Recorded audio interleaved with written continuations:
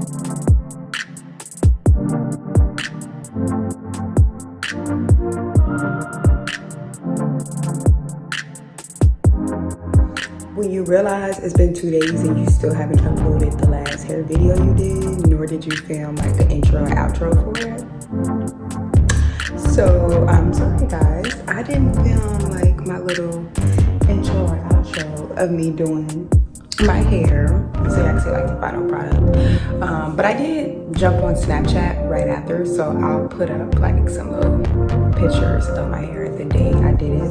It's literally been 2 days and my scarf has come off, so my edges are messed up. But if there's any more hairstyles you guys want me to try, don't forget to inbox me on Instagram at IamHDenise, or you can comment down below. Messenger, all of that, Snapchat, I'll put all that stuff down below. Just let me know what styles you guys want me to try next, because I probably am gonna take these out next week. Like, yeah, it took me a while to do them, but the point is I want to keep adding content to my channel, so yeah, just let me know. I might do a ponytail next, to be honest. My fingers are starting to hurt, so